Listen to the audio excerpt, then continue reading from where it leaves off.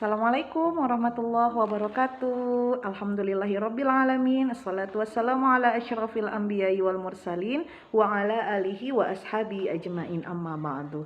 Apa kabar anak-anak Umi semuanya? Semoga semuanya sehat ya. Seperti biasa, sebelum kita memulai pembelajaran agama Islam hari ini, kita berdoa dulu ya. Bismillahirrahmanirrahim. Rabbi zidni ilman warzuqni fahman wa amalan solihan. Amin. Semoga pembelajaran hari ini menuai manfaat dan juga menambah keberkahan dari Allah Subhanahu wa taala.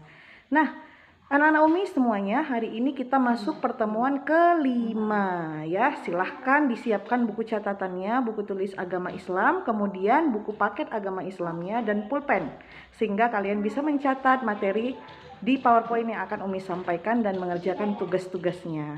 Oke? Baiklah anak-anak Umi semuanya, kita masuk materi PAI kelas 7 bab 5 yang berjudul Selamat datang wahai nabiku kekasih Allah Subhanahu wa taala.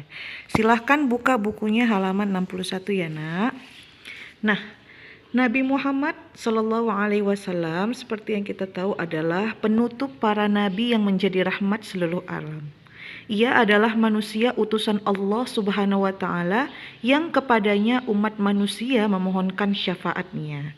Tidak ada satupun makhluk yang mencapai kesempurnaan yang dicapai Nabi Muhammad Sallallahu Alaihi Wasallam. Untuk pembahasan yang pertama, kita akan bahas tentang biografinya. Nabi Muhammad lahir pada hari Senin 12 Rabiul Awal bertepatan pada tanggal 20 April 571 Masehi.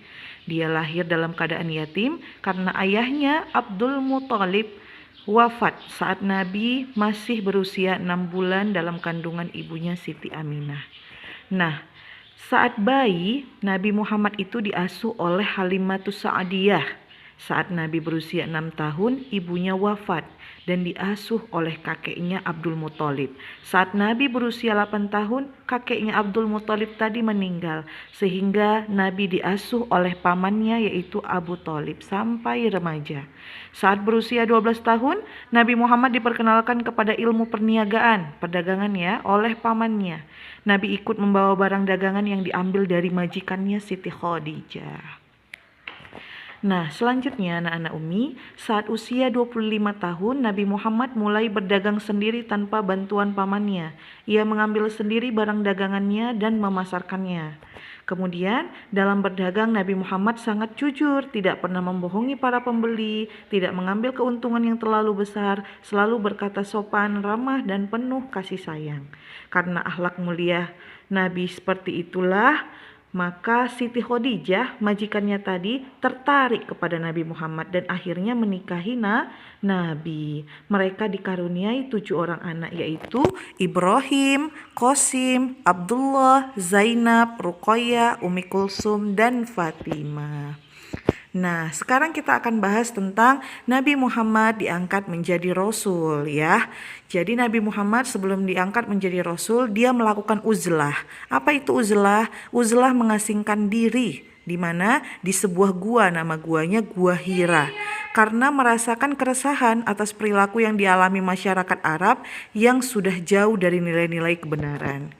Kemudian pada tanggal 17 Ramadan yang biasanya kita peringati nuzul Quran, di usia Nabi yang ke-40 tahun, Nabi didatangi malaikat Jibril menerima wahyu pertama Quran surah Al-Alaq ayat 1 sampai 5. Silahkan dibaca ya, Nak.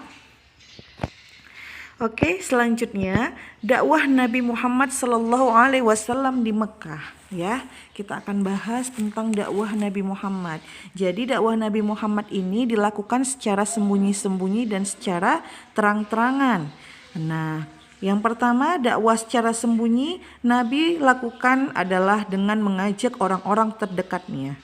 Ya, tujuannya agar mereka lebih dulu percaya kepada seruan Nabi Muhammad dan mengikutinya. Tempat berdakwah dilakukan di rumah Al-Alqam bin Abil Arqam Al-Akhzumi.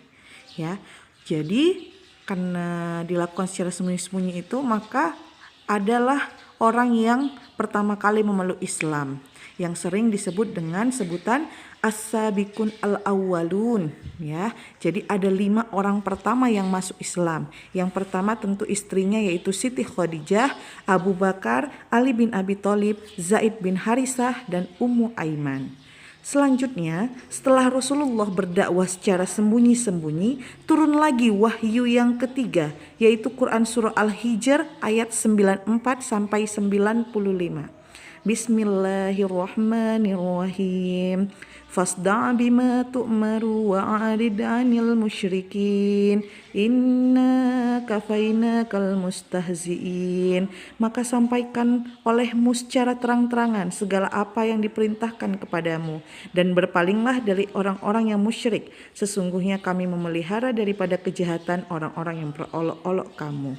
Nah, dari wahyu Quran surah Al-Hijr 9495 ini memerintahkan kepada Nabi untuk melakukan dakwah secara terang-terangan.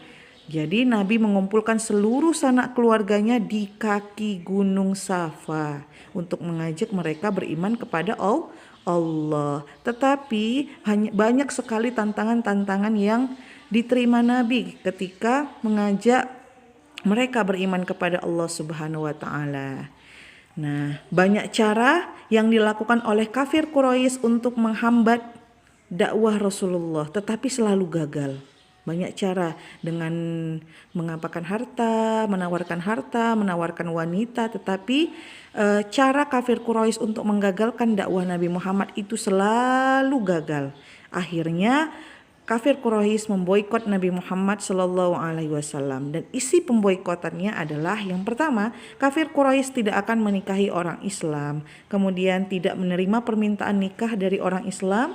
Kafir Quraisy tidak akan melakukan jual beli dengan orang Islam, kemudian tidak akan menjenguk orang Islam yang sakit. Selanjutnya, kafir Quraisy tidak akan menghantar mayat orang Islam ke kubur.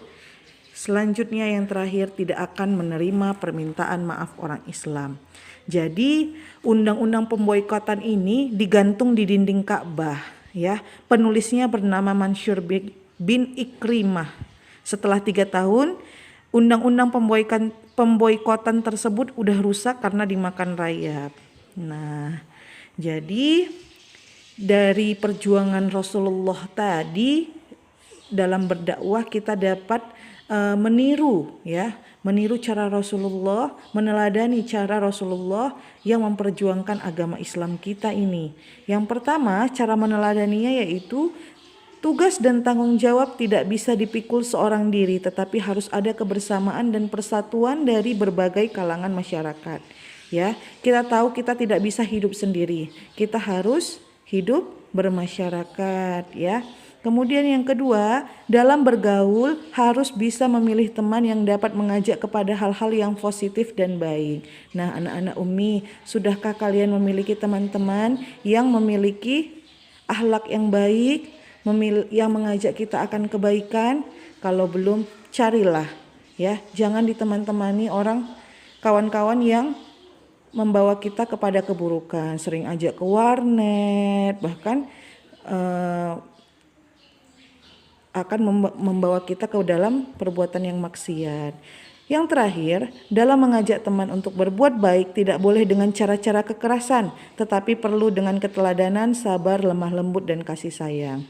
Nah, seperti Rasulullah tadi mengajak kerabat-kerabatnya dan seluruh orang masyarakat Arab untuk masuk Islam itu tidak dengan paksaan. Dia hanya berdakwah, ya. Kemudian orang-orang tertarik kepada agama Islam dengan akhlaknya Rasulullah. Nah, itulah dia materi kita bab 5. Seperti biasa, Umi akan sampaikan tugas untuk kalian. Yang pertama, tugasnya adalah sebutkan nama ayah, nama ibu, dan nama pengasuh Nabi ketika bayi, kemudian nama kakeknya dan nama paman Nabi Muhammad SAW. Yang kedua, sebutkan isi pemboikotan kafir Quraisy kepada umat Islam. Selanjutnya, jelaskan dakwah Nabi secara sembunyi-sembunyi. Bagaimana tadi Nabi melakukan dakwah secara sembunyi-sembunyi. Yang keempat, apa yang dimaksud dengan as-sabiqun al-awwalun, serta sebutkan kerabat Nabi yang termasuk di dalamnya, di dalam as-sabiqun al-awwalun. Yang terakhir, bagaimana Nabi melakukan dakwah secara terang-terangan, ya. Baiklah anak-anak Umi semuanya, itu tadi materi kita untuk pertemuan kelima. Jadi seperti biasa, silahkan kalian catat materi yang Umi sampaikan tadi di PowerPoint-nya dan kalian kerjakan tugasnya yang ada di slide terakhir. Dan kita tutup pembelajaran hari ini dengan melafazkan hamdalah, alhamdulillahirabbil alamin. Semoga pembelajaran hari ini bermanfaat untuk kita semua. Amin amin ya rabbal alamin. Umi tutup. Assalamualaikum warahmatullahi wabarakatuh.